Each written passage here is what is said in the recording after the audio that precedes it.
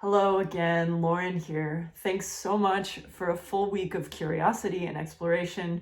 It's a bummer that we only have 1 week left together. There's still so much to dive into. But if you feel like this 2 week intensive was helpful, please consider signing up for a 90-day technique tune-up on tone bass, and we can dive further into these concepts together. We've only just begun to scratch the surface. So, a quick recap into week 1. We started to dial into our body's relationship with gravity, furthering our physical understanding of how gravity can be harnessed through our body and thus into our bow arm. So by exploring a lot of the extremes in last week's etudes, we started to hear and feel what I have been calling is a U shape in our sound.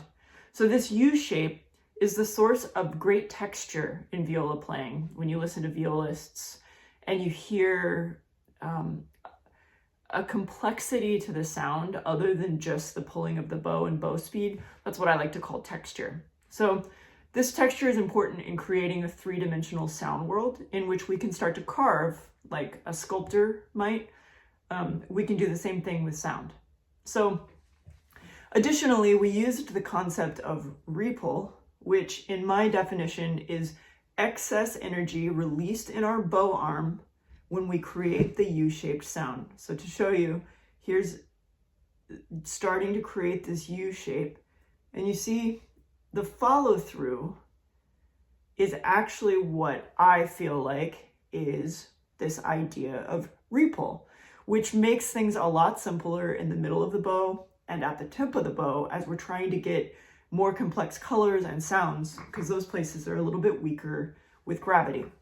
Repull can be done anywhere in the bow, but I think it's important to note that they're used very often when crossing the meridian of the body and when we need to get expression out at the tip. The idea of repull and creating this U-shaped sound helps us calibrate bow weight, bow speed, and contact point. Plus, it starts to bring our awareness to where gravity meets the bow and where our right hand meets the stick, where we're starting to feel the stickiness and feel how active our bow hand is in the process, especially as we cross the meridian, where we can start to feel the resonance of the sound in our fingers is something we will eventually work towards. So repull is the response to the U-shaped sound in our bow, like a surfer catching the surface tension of a wave right when it starts to cap. So these fancy viola terms attempt to define the feeling of push and pull, of tension and release, and the feeling of riding this surface tension of our strings that we can then move in and out of. So understanding all of this helps create evenness and complexity, which are two of the giant things we're working towards in creating a great tone.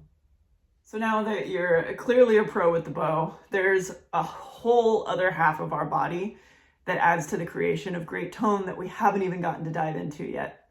So this week, week 2, we'll be exploring the concept I call soft hands. This is like a general philosophy with gentle and flexible hands that are adding life and springiness to our already well-balanced and singing bow. So we talk a lot about the variables that can alter our bow hand. However, we haven't talked about the variables that can alter our left hand. So the variables that alter our bow hand, again, contact point, weight, speed, how much hair angle, how much hair is on the string, maybe. So this week's etudes, we look at the variables for the left hand. Where does the finger meet the string? Maybe this is contact point. How soft is our touch? Maybe this is finger weight. How do we move between notes? Maybe this is finger speed. And then the variable, how much finger is on the string, or our finger angle. So there's a lot of similarities there that I think are important to note. We're just doing it in different places. So I'll dive into the etudes in the second video provided, just to make things a little bit easier to find this time. But a few things to think about as we move through our left hand etudes this week. Firstly, most violinists size depending, human size, can plop their hands down in first position and easily play their first through their fourth finger. This is what is often referred to as a hand frame. It's this natural closing of the hands that fits perfectly. First to fourth finger, just pop your fingers down. Everything within this hand frame should be easily playable. However, this doesn't always work on viola because viola is a little bit dependent on size, also our human size, and the instrument size, which has a lot more variables to it. So what we often need to do is to pivot or rebalance and make micro shifts with the hand frame to play a very well balanced note. Just to give you a brief physical example of this, if you want, you can support here at your fulcrum just to help you a little bit while you explore this and take weight off of you. So when I first plop my hands down, this is my 1 through 4. Some violists have even bigger instruments and they can't quite reach it without hyperextending.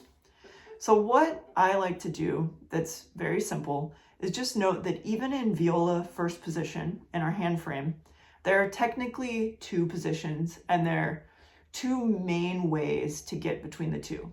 So one is I'm weighted towards the first 2 fingers here.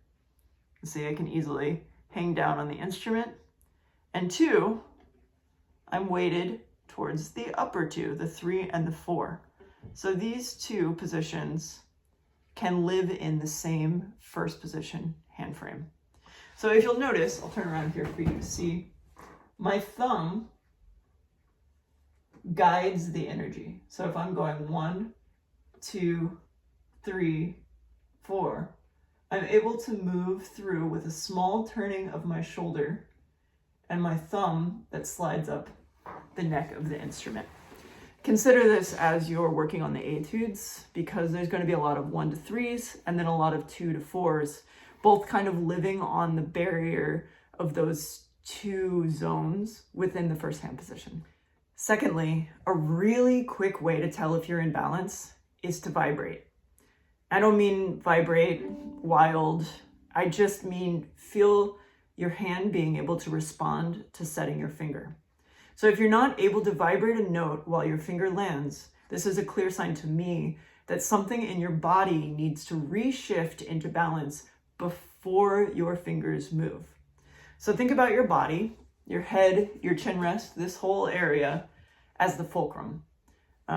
So this is the part that needs to stay in balance with your bow arm acting as downward energy. So you can feel here, if you just hang your bow arm on your instrument, this pushes the instrument down into your body, which is called effort, according to physics terms. And your scroll and your left hand out here are what would be called the load. So your fulcrum, we have our effort, and we have our load. So these 2 are opposing forces. The bow, no matter what weight you use, is going down into the instrument, whereas the left hand, the load, is moving upwards against that, while it all is balanced on your neck.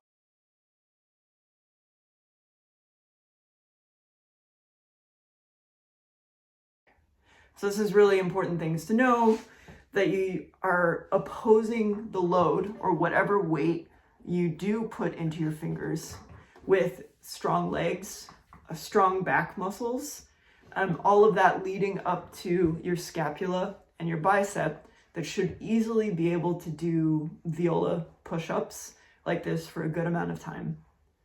So thirdly, many of the etudes this week disconnect the left hand from the bow or the right hand.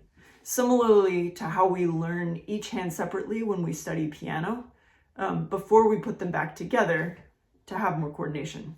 So brace yourself, because practicing without sound can be really arduous.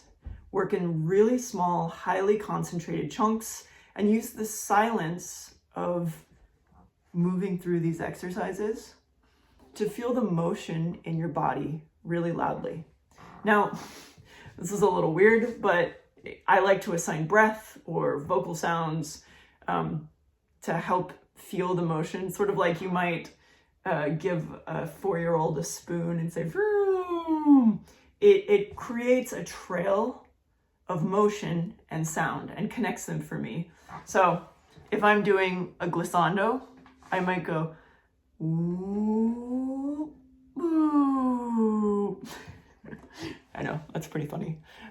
Or if I am trying to rebalance, I might exhale.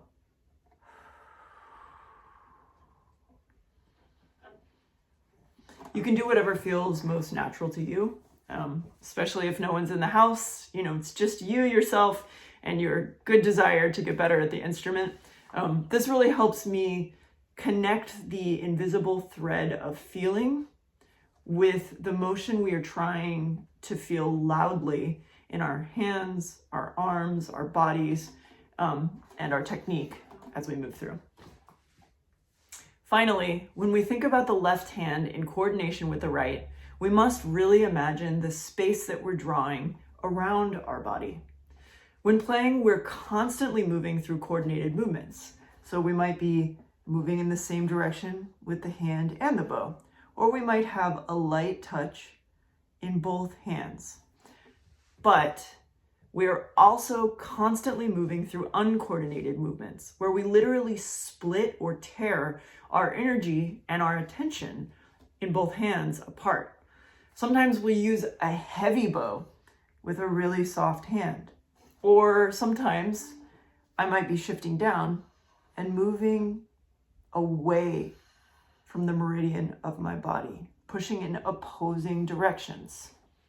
We must continue to learn to feel these opposing and coordinated movements, as feeling these movements creates a sort of flow through the technical forms. If you want to use a martial art term, or yoga, you're moving through different poses.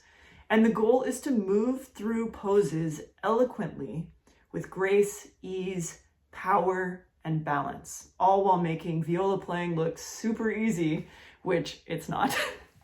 So to close this conversation video, it's exhausting when we start to imagine the infinite possibilities that can be altered in our sound. But understanding these variables or tools in our toolbox helps us step away from how challenging the viola is, how challenging creating technical dances is. And it lets us start to let our mind guide our tone and then furthermore, our musicality.